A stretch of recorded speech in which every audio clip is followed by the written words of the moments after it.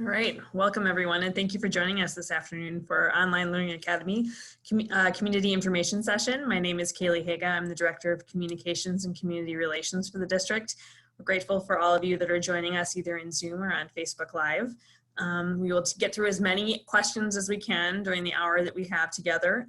This is also being recorded, so it will be available later. Again, if you have specific questions that don't get answered today, we encourage you to reach out to your building administrator to ask those questions and get answers as quickly as possible. So with that said, I'm going to turn this over to Chris Henches, who is our Personalized Learning Coordinator and who will be leading us through the presentation today. Chris? Thanks, Kaylee. Good morning, or I'm sorry, good afternoon, everyone. As Kaylee said, thank you for being with us this afternoon. Good opportunity for us to provide some big picture information around the Online Learning Academy as we go into this school year. So so what you can expect over the course of the next hour, so we'll provide some big picture information, take a look at some of the schedules throughout the course of what we're looking at for the different levels, and then an opportunity for us to answer questions that you have.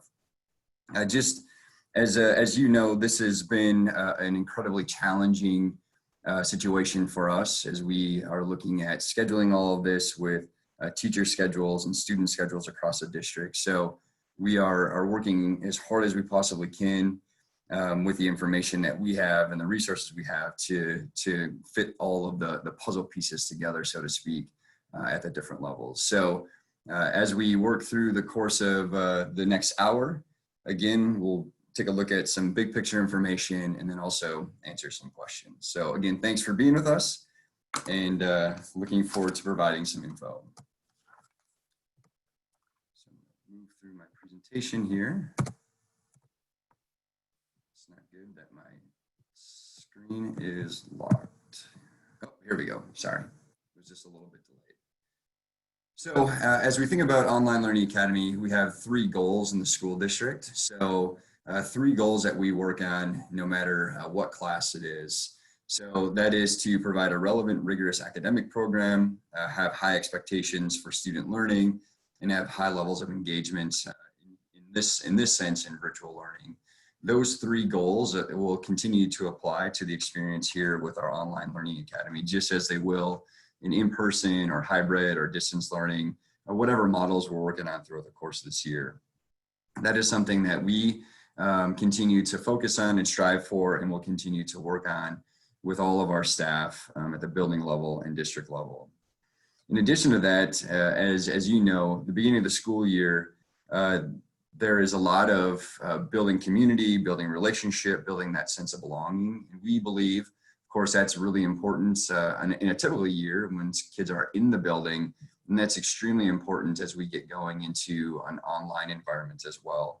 So as we've been working with teachers over the course of the summer and really intensely over the course of the last week, it's been really important for them, and it's important for us that teachers are spending time at the beginning and throughout of building relationships, building community, developing rituals and routines that they'll be using with their course online, just kind of the same ideas that happen in an in-person environment.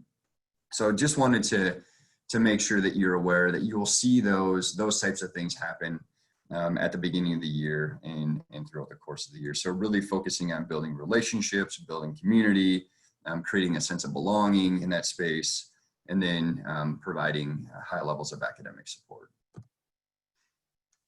So overall, just as in distance learning last spring, and of course we've learned a lot, and we'll talk a little bit about that.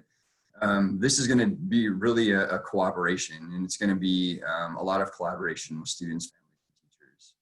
And so really supporting each other and working together to ensure that instruction and learning is meaningful for all students. So as we're getting into this new environment, learning environment, I'd ask that we work together to support, work together to be patient, work together to learn and grow through this experience. From a curriculum perspective, we are focused on the essential learnings of our course power standards and learning targets that have been developed in Eastern Carver County. So those are the exact same essential learning targets that are happening in an in-person or hybrid or the distance learning model starting out at the high school as well.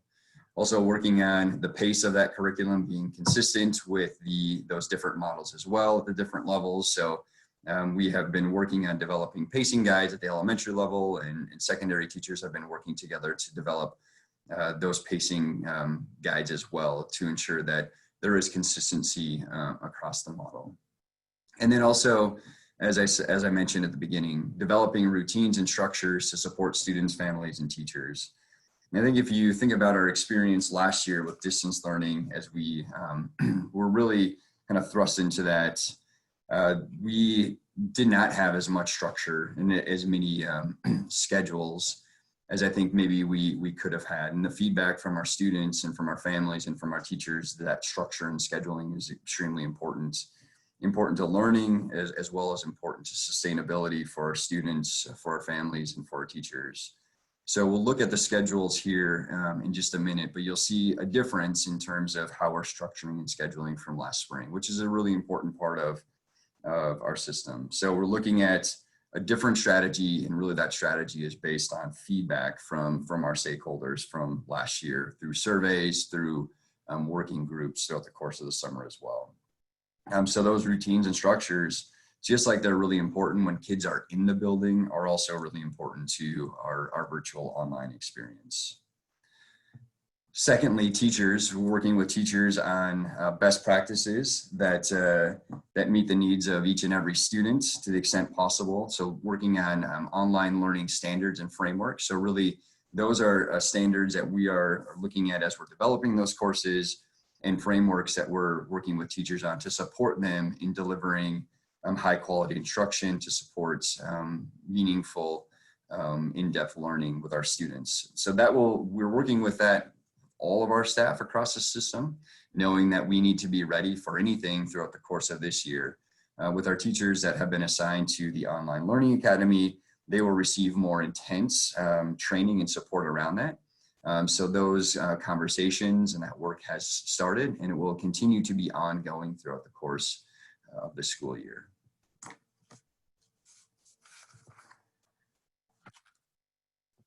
Program structure. So students are expected to engage in Online Academy daily and follow a consistent schedule. We'll look at that schedule here in a second. Part of the routine will be attendance will be taken at the beginning of each day at the elementary level and the beginning of each class period at the secondary level. This is a change from last year when students did the self-reporting.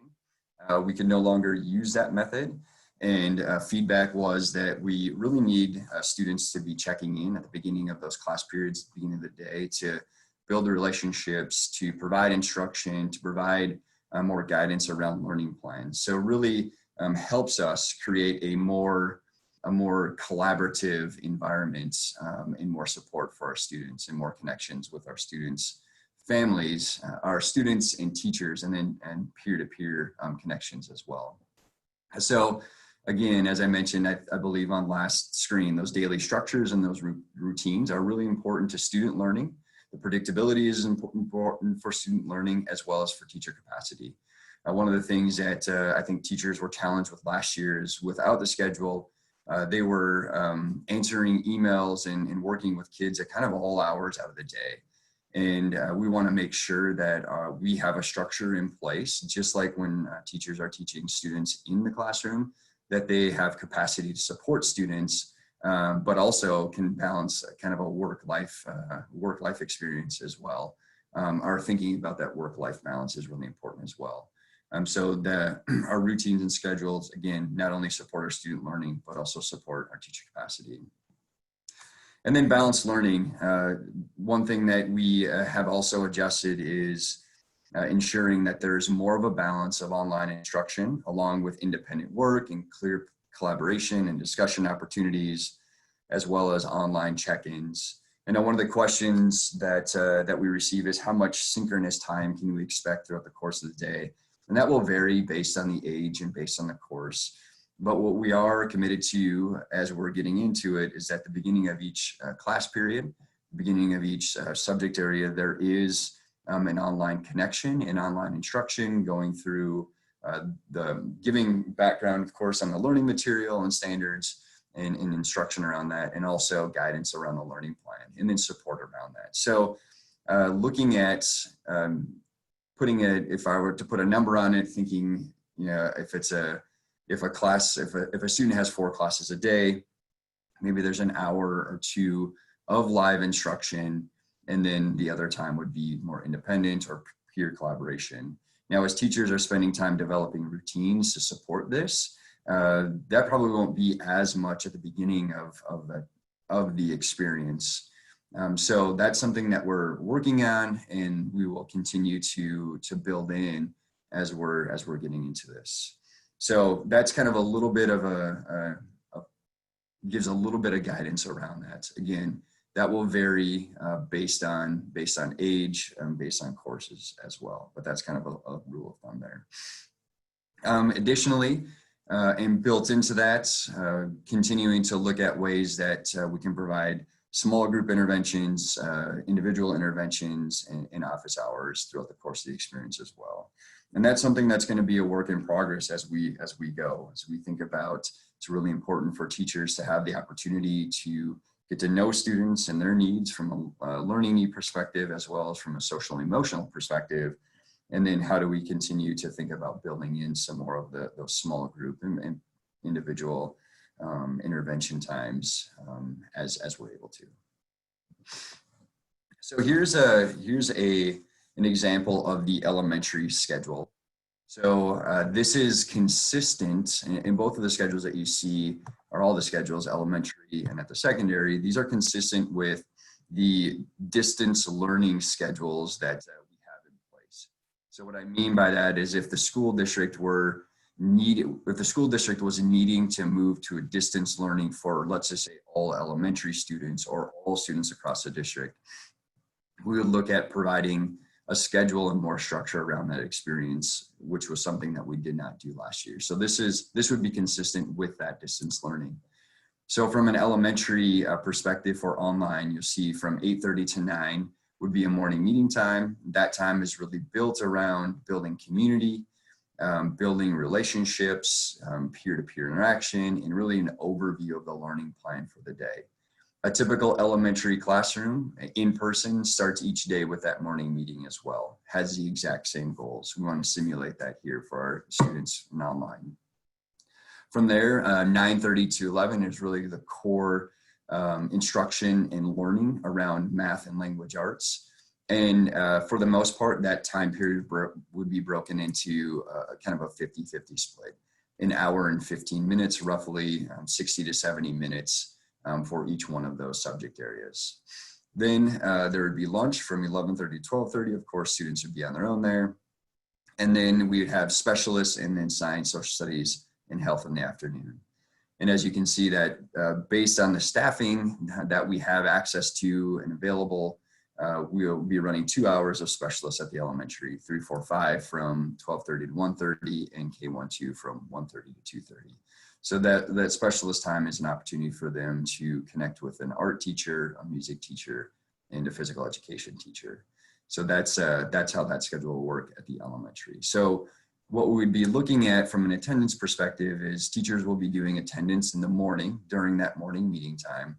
And then as they're building out the schedule, the daily schedule, they would be providing information to students and families as to when there would be live connections for students to make with the teacher, and then when there would be opportunities for students to do independent work or peer collaboration. So that would come out in every course would have a week at a glance and provide a daily overview or daily plan, and that specific information around what would be happening in those timeframes would be communicated in the week at a glance, as well as those daily plans. At the secondary schedule, they'll be following the block just as their peers are in if it was in person or hybrid at the middle school, distance learning at the high school right now. So they are just the secondary, middle level, and high school are scheduled into those classes in the block as if they would be in a typical school year. So the high schools and middle school principals, administration have been working extremely hard to fit those puzzle pieces together. to support students in being able to get this online experience and making sure that it fits with the different schedules. So they're going to be following. So what the expectation would be is that the students would join live at the beginning of each one of those periods. Again, as I talked about, the week at a glance and also the daily plan. So students would know when they should be entering or connecting the beginning of those periods. That's when the teacher would be taking attendance, giving some live instruction, as well as providing more information around the learning plan. Again, a big change from what we did last year, where it was a little bit more wide open. This year, we'll be following the schedule as if it was a schedule in the building. Our core technology tools, one thing that we are really working hard on is making sure that we are minimizing the number of tools that we're asking students and parents to learn. There's a ton, as you know, there's many different education instructional tools out there. And especially during this time, many of those companies are reaching out to educators to say they have opportunities to use them. So as you see here on the screen, Google Classroom will be our core, what we call learning management system or learning platform. So this will allow for, this is where information and curriculum will be housed, activities. Students have the opportunity to turn in activities. So really that's kind of the central hub for that teacher. Same system that we used last year when we were in distance learning. With our young primary K and 1, Seesaw is the preferred platform. It's much more user-friendly from a K1 perspective. So Seesaw will be the system that they use and interact with more. They'll still, K1 teachers will still have a Google Classroom as a hub of information that students and parents or for students as they're planning out and organizing things. All K-12 students will have Chromebooks. There were a few questions about material pickups that they're received. So information for our K students, so new to our school district kindergarten students, there's information that was sent out to families yesterday about material pickup for our elementary students, as well as Chromebook for our students in kindergarten. And then if you're a family that's new to the school district too, you can work with the school on getting a Chromebook. Students that already have Chromebooks, so thinking about most of our first graders through our seniors in high school would continue to use a Chromebook that they have been assigned to for the time being. Flipgrid and Padlet are two other resources that are used, and they're more for creation, collaboration, provide students with opportunities to demonstrate their learning. It could be through written format, it could be through a video that they post, but it's really kind of putting their information on the wall for their peers to see, and then their peers to respond to, as well as their teachers.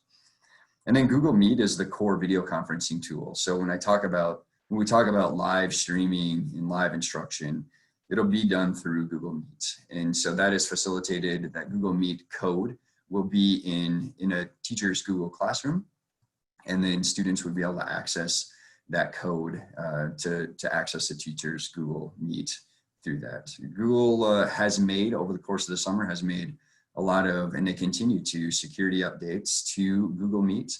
And so because of that, last year there was a little bit of a lag time with our elementary teachers being able to use it, and we worked through a lot of those security things.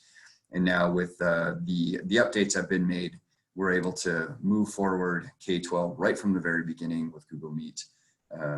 Now Google Meet is going to take, especially with our younger students, we'll need some support at home to be able to access Google Meet for the very first time, or a few of those very first times, or however your child, their kind of comfort level with technology. So I think it's really important as we think about using online resources and tools, and we're on Google Meet, I think it's really important for students to have a common place in your home that they are able to access technology and be able to interact with technology. So a designated learning space is the preferable, a place that parents and guardians can connect with students at home quickly and kind of be able to support and monitor their learning throughout the course of the day.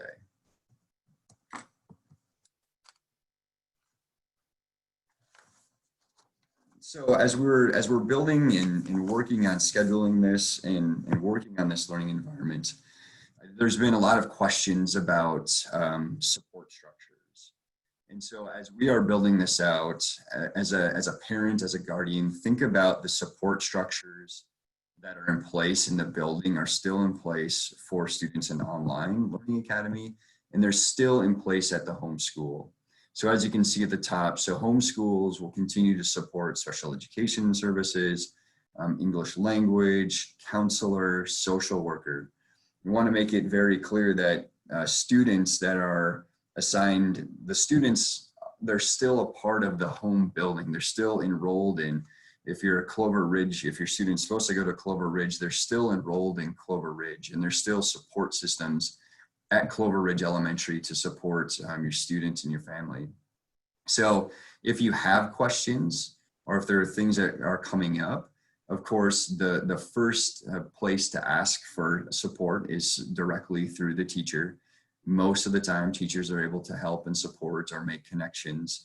And if not, then we encourage you to connect with the home school building, so the school that your child is supposed to attend, and they would be able to support you with getting information you need or support systems that you need to ultimately help guide your child and guide you as a family.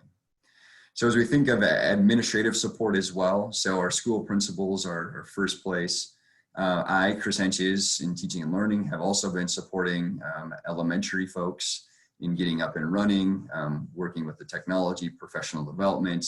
And then at the secondary, administrative support is still thinking about working through the high school and middle school principals or admin.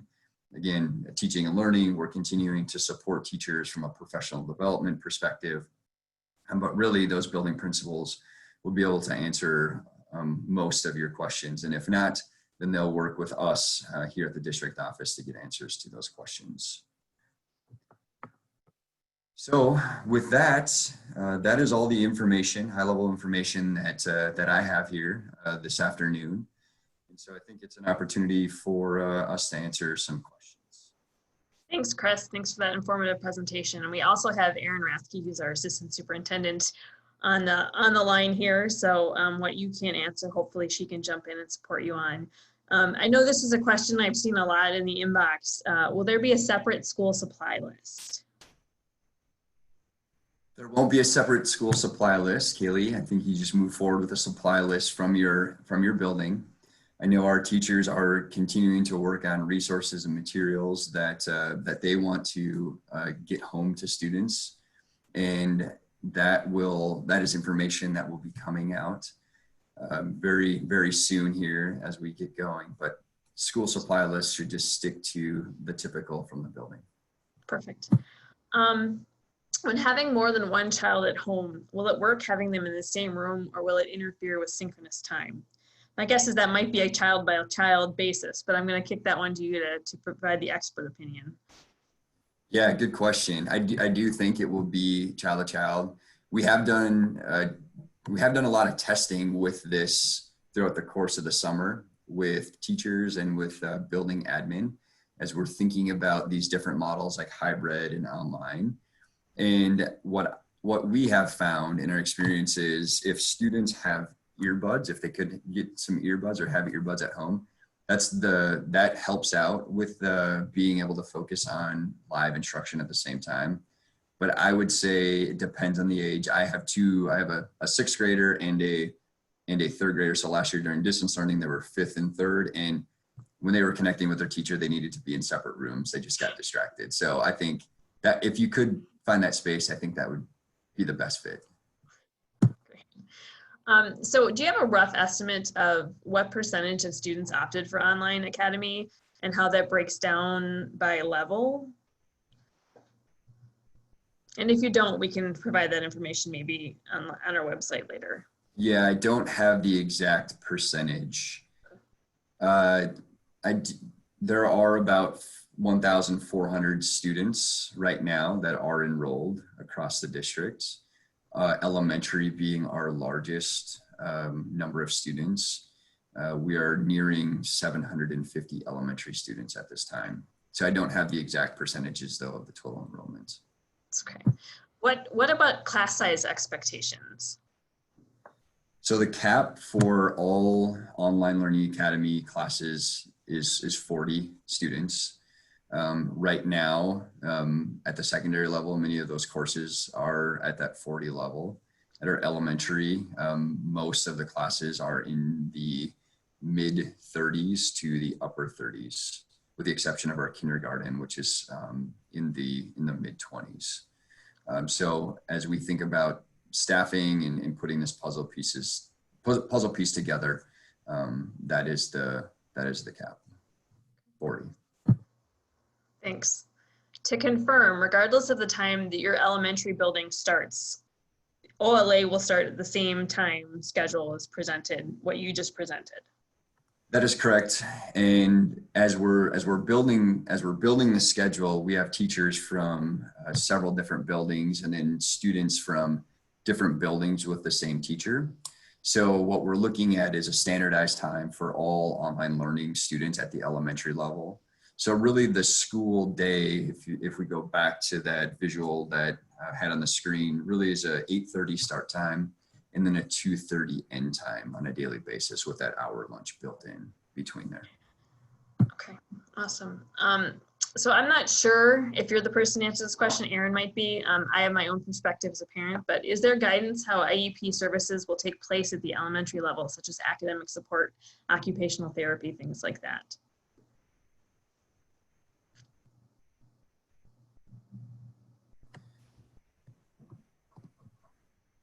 I see Erin has turned her video on, so she's trying to figure out how to unmute.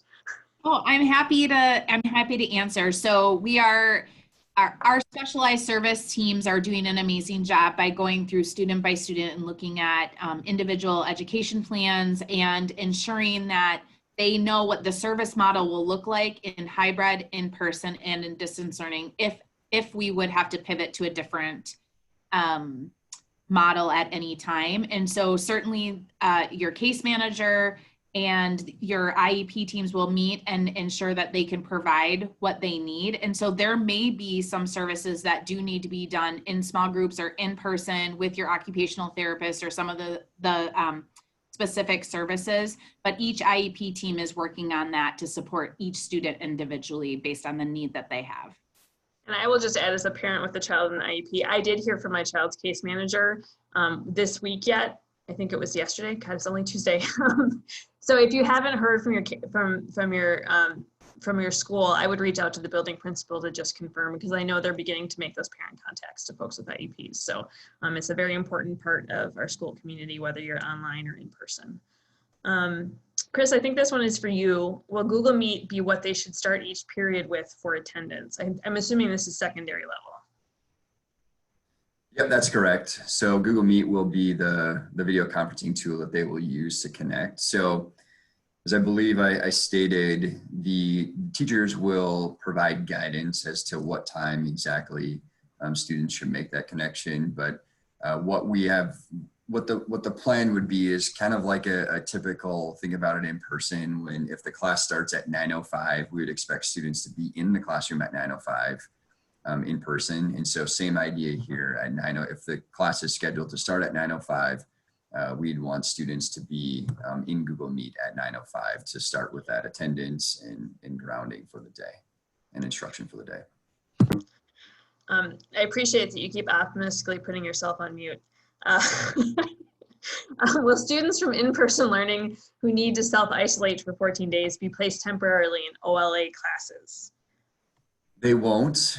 So the plan that we have there is that if students do need to be quarantined, that the teachers that are supporting them in person would continue to support those students. So as we're looking at our online learning academy, you have all, if on the call, have made the decision to enroll your child in that, and we need to make sure that we can monitor those enrollment numbers. So we will stick to this process, and then teachers in the building would be supporting that. And I think that goes, I'll just add one thing, and I had mentioned with the online standards and framework, and we talked about how that is important professional development across the system, and really that is one of the big elements as to why we'll continue to support all teachers with this, because we know that we will potentially be put in the situation where students do need to be home, and they will need to continue their learning and continue supporting them. So here's a question that I think differs by level, but will teachers be asked to teach in the classroom along with teaching in the online learning academy? So like they might be streaming to the online learning academy with kids in the classroom at the same time. Yep, that does depend by level. So at our elementary, the way that we've been able to structure it, it is teachers that are exclusively teaching teachers are teaching exclusively students that are in the online, so everything will be virtual.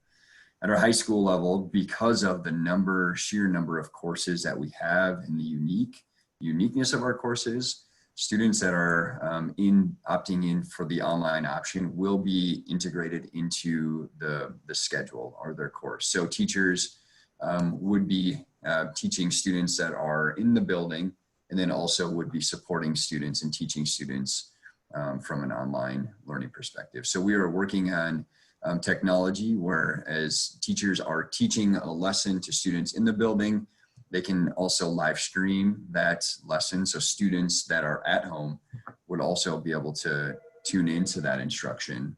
And then they would get the guidance through Google Classroom as to what work they would need to do, just as if they were in the classroom. Will there be flexibility during the day so kids can get out for a walk or play outside when the weather is good? Yeah, for sure. Yeah, I think building in that hour lunch throughout the course of the day is part of that. And then also as we think about our specialists around PE and those different experiences, making sure that kids are not in front of screens all day, all the time, that there is the opportunity. So even thinking about a class period, let's say a block period at the middle level, that is 82 minutes, the beginning of that time, students connecting, teachers providing some direct instruction for a little bit of time. And then from there, students will have the opportunity to complete work or make some connections with peers or ask a teacher a question. But there would also be time built into that where a student could take a quick break, go for a walk, and then get back to their schedule. So there will be opportunities throughout the course of the day to get off the screen and to take some of those breaks. And here's another one that I think is probably level specific. How much parent supervision are you thinking kids will need? Yeah, again, I do think that's level specific and depending on the age of the child and where the independence of the child. I think at our younger ages, there will be high levels of support that parents would need to help in terms of helping children get on technology or supporting students in completing some assignments and kind of helping them navigate throughout the course of the day from structure. So I don't think there's a hard, fast rule. I could give you a personal experience. When I was in distance learning last year, my fifth grader, super independent, does not need a lot of academic support, where my third grader, not as independent and does need a lot of academic support. So as a parent, I had to provide her with a much different level of support than I did with my fifth grade student. So I think it kind of depends on age, and it depends on what kind of supports your student needs. And we'll, of course, from a teaching perspective, problem solve and work together to provide supports as well. But there is going to be a certain level of parent support that's going to be needed as well. Just jumping real quick back to the cap on the number of students in the online academy. That is MDE state determined, right? That's not a district decision. Yeah, online courses are capped at 40 by state statute. So as we're building out the puzzle of all of this, the decision was made to follow that guidance at 40. Okay. Then can you talk about gifted and talented program. How is that going to work for the online distance learning program? How will that be different from in-school learning? Yeah, so we are at the elementary level. There is a gifted and talented teacher that has been assigned to Online Learning Academy. So she will be working with the classroom teachers, or the not classroom teachers, but the homeroom teachers, I guess is a better word. Just as it would happen in building or in person. So obviously it will look a little bit different because it's a virtual environment. The gifted and talented teacher that is assigned is a great teacher that has a lot of experience in the district and is really committed to supporting students with this. So that will be a little bit of a work in progress as teachers are connecting with students and learning their needs. But that service will continue to be provided for those students that need that. Will high school students be able to have access to the school or supplies for things like chemistry labs, art electives, things along those lines in the Online Learning Academy? That's a good question. And that's something that departments are currently working through. So as they're thinking through, at the high school, for example, right now, all the teachers are in distance learning. So these are conversations that the departments are actively having of how does it look right now at the high school, and then of course with students that are in online. So I don't have a definitive answer around that, but do know that those departments are working on that, and more information would come directly from teachers and buildings around that. Perfect, thank you. When will middle school students be receiving their schedule and teacher assignments for Online Learning Academy? I think our elementary kiddos and our high school students have received them already. Do you know when the middle school folks should be expecting that very important email? Yes, they should be receiving that very, very soon. The goal was to get that information out today. Okay. So they're just with the timelines around scheduling, they've been working through all of the scheduling to make sure that once they send them out, they are accurate and correct. And so their goal was today. If not today, then I would expect something to come out tomorrow. Are elementary kids with their fellow homeschool kids in an Online Learning Academy classroom, or does that really depend on the class?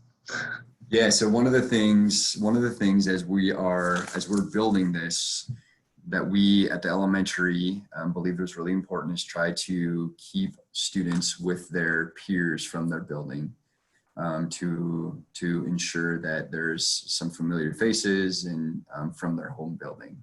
The way that we have been able to staff it, of course, we are not able to have a teacher from Bluff Creek at every single grade level and then match that up. The puzzle doesn't work that way for us.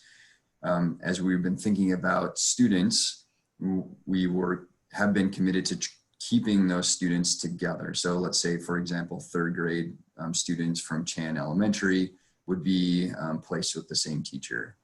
So we've been able to do that up until this point. We're now running into situations when our enrollment continues to grow that we might have to look at making other decisions because some of the enrollment is getting high. So we might be in a situation where it's let's say a Clover Ridge student, but we're not able to place them with their Clover Ridge peers because of the numbers with the teacher. So we're monitoring that. That's our goal, of course, but with where we're at right now, we cannot guarantee that. But they're still learning on the same schedule, so that if at the semester they want to go back to Clover, they would be in the same place as their in-person classmates at their home school. Yes, absolutely. Maybe I misunderstood the question. Nope, but nope, yes. no, you didn't. I just wanted to reassure folks that if they're in a classroom with folks that aren't in their homeschool, if they do end up going back to their homeschool semester, they will be in the same place as their classmates there. Correct. Yep. And that's what we talk about, the pacing consistent with the pacing that's happening in the building. Yep. Because we know that there's that opportunity, of course, on January 22nd. So we want to make sure that students that are in our online environments could just transition right back into the building if they desired. And just to confirm, so elementary schools are doing their Connect sessions today and tomorrow, and that includes our online learning academy teachers. There's a lot of information that we're trying to get back and forth to parents in a really short amount of time. But when we talk about specials at the elementary level, that's band, music, art, but that includes Phi-Ed, correct?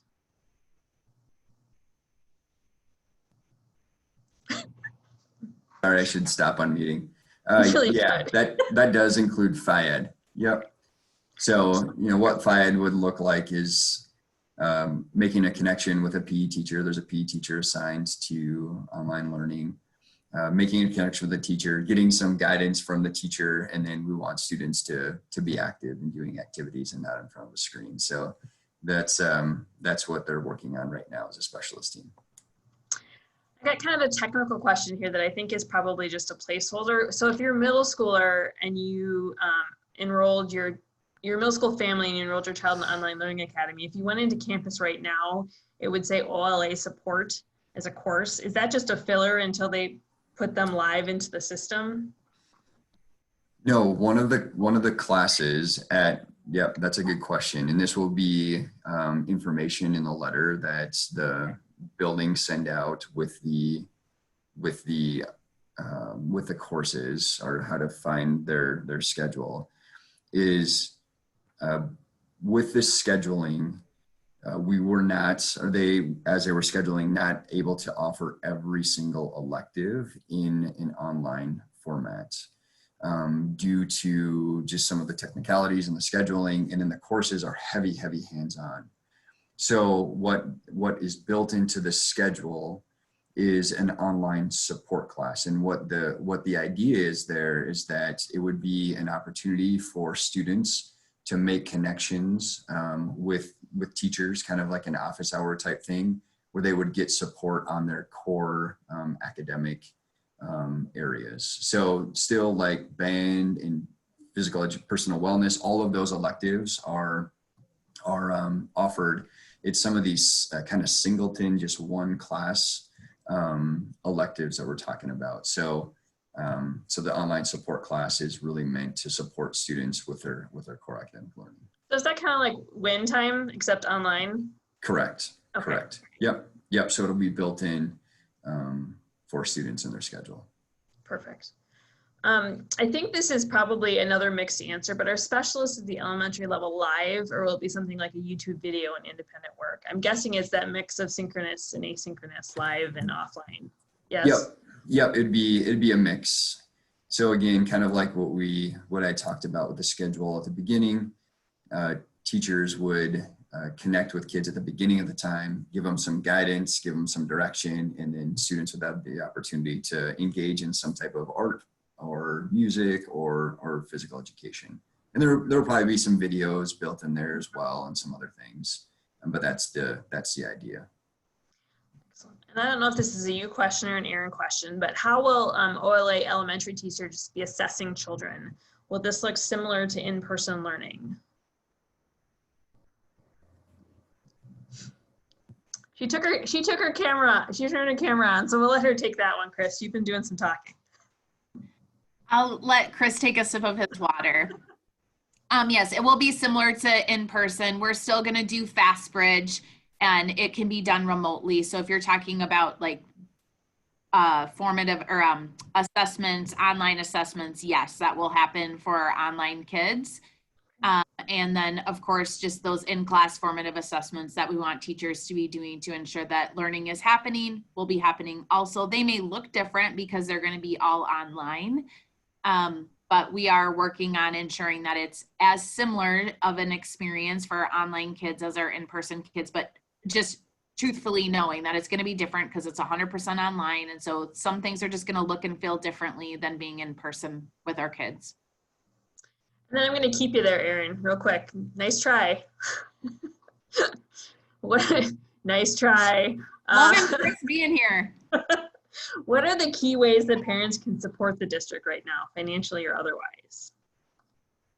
Oh, I think that's a great question. I think, COVID has been a really challenging thing. It's challenging in the news, it's challenging in the district. There's a continuum of fears and beliefs and challenges that all of us are facing. among, trying to go back to work, trying to, have our kids not be 100% in person learning. Just, it's a totally different lifestyle right now for all of us. And so I think communicating with your principal, making sure that your student is being successful, letting us know what you need, supporting the district and just championing the very hard work that's being done right now, I think it's a little bit of grace, all of those things that kind of take this time. I think financially, I think our PTOs we're needing things. I know, for some of our littler kiddos, we want lanyards so they can keep their masks safe. PTOs and individual buildings need specific things that I know that they're working on and talking to our families about. And so I would certainly reach out to your home school.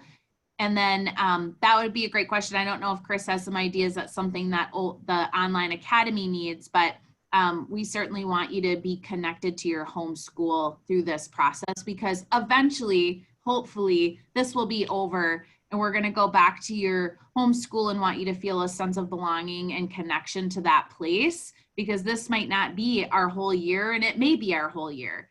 But we want you to be a welcome student back into the elementaries and the middles and the highs when it's time for you to return to your home building. So I would stay connected there. I don't know if Chris would add anything. Yeah, no, I agree with that. I think, continuing to be connected to your home buildings, I think will be a really important part of this process.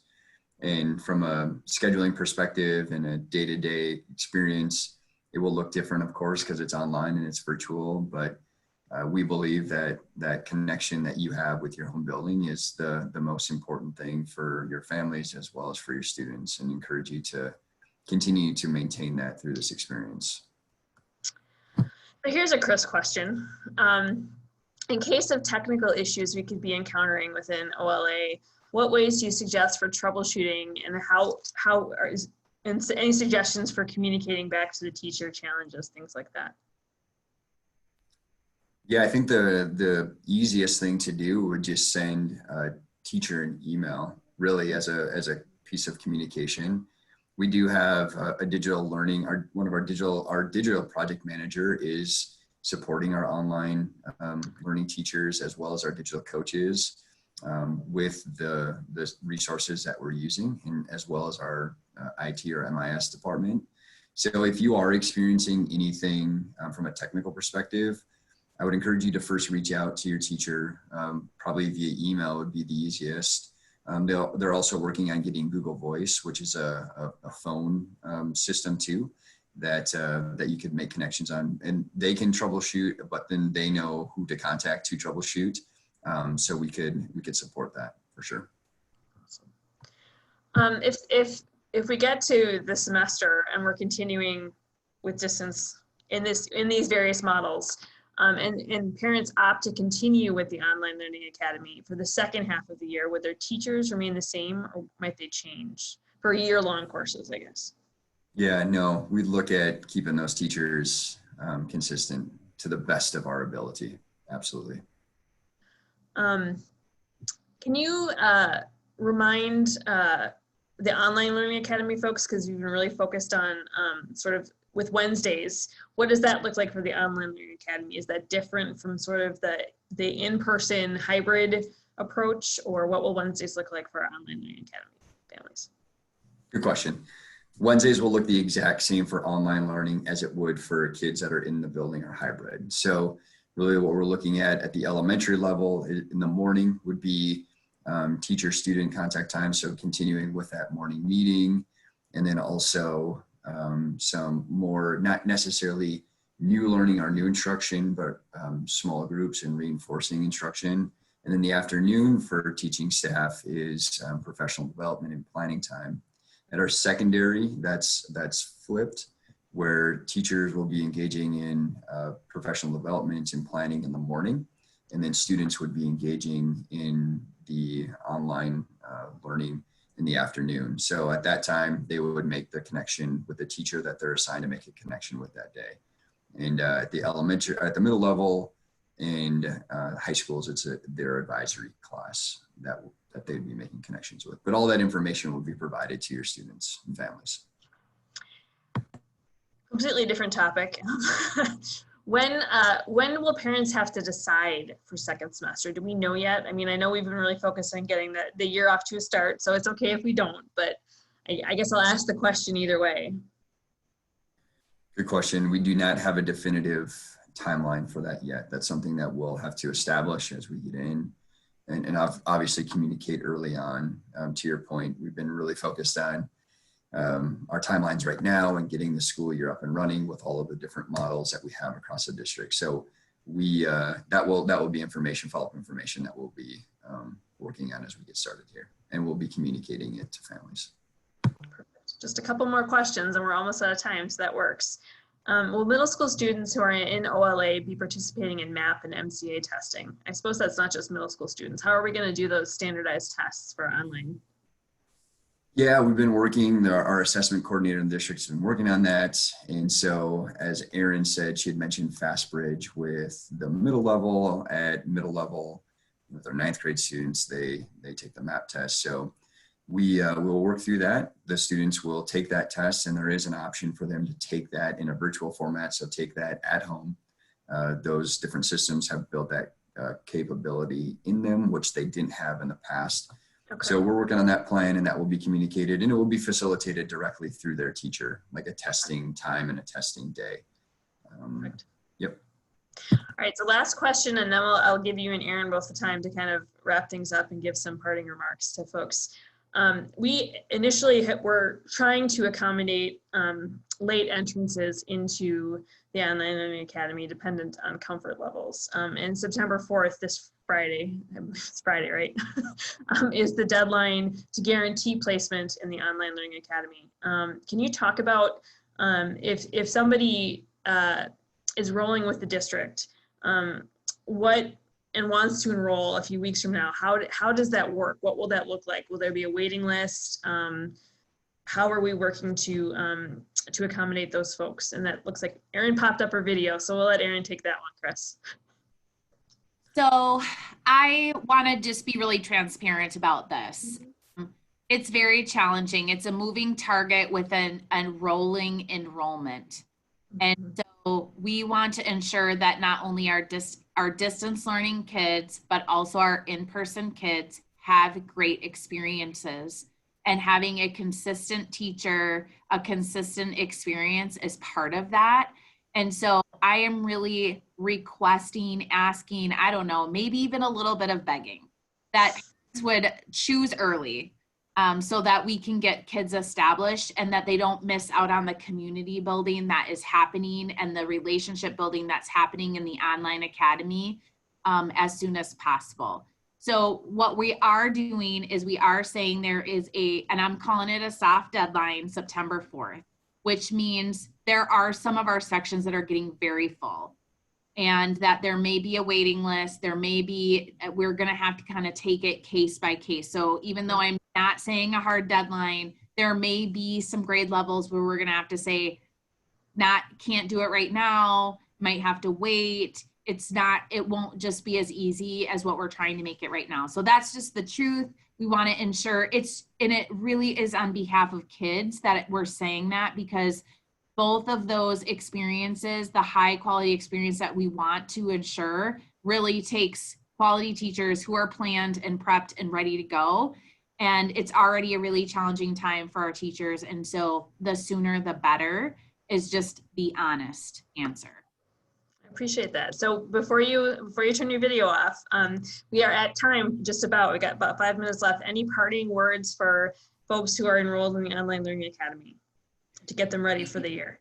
Yeah, I know people are apprehensive and excited all at the same time. It's not the school year we've normally had, and I'm just really excited about kids coming back into spaces and back to school, because some of this other stuff that's just not as fun as the kids is gonna be able to move on, and we can remember what the joy of school really is. It was a very challenging spring. I know many people are wondering, is this gonna be better than what happened in the spring? And I'm picking distance learning. And I just want to acknowledge it's new for teachers, it's new for you, it's new for us, it's new for our kids, but it is not the spring, which is what I call crisis teaching, not really planful, getting ready teaching that our teachers are working really hard to do, again, in a really challenging time. And so we're really excited to welcome you back to school year 2021. I wanted to make sure, is that right? 2021. And we know that we're going to have a great year with its challenges in the middle of a pandemic, but we're still really excited about our kids coming back and welcoming them back into in-person spaces, hybrid spaces, and virtual spaces. So we're here for you. Chris, any parting words from you? Yeah, thanks, Kaylee. I think as I mentioned, the team is working extremely hard on the program. And of course, as we've talked about from a virtual perspective, some things will look different, and it's really important that we have parent and guardian support, and that will be extremely important. As Aaron was just saying, we do have experience, of course, with distance learning from last spring, and we got tons and tons of feedback, thousands and thousands of pieces of feedback on what was good about some of the things and where opportunities were, and we've made adjustments based on that.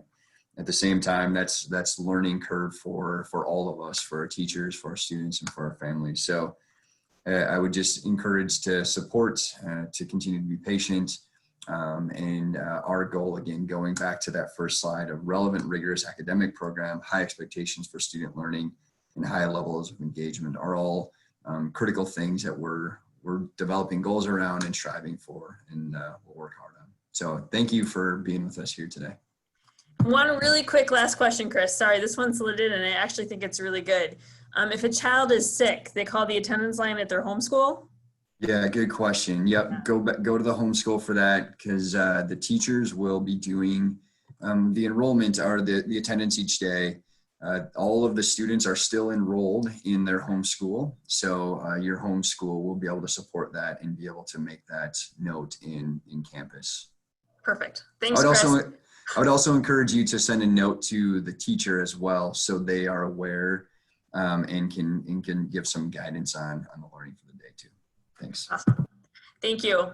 And thanks to everyone for joining us today. If we didn't get to your question, please feel free to follow up with your building principal or drop us a line at 112online@district112.org, and we'll do our best to get your response as soon as possible. Again, thanks so much for attending, and hopefully we were able to answer some of your questions and increase your comfort level. Take care, everyone, and have a great afternoon.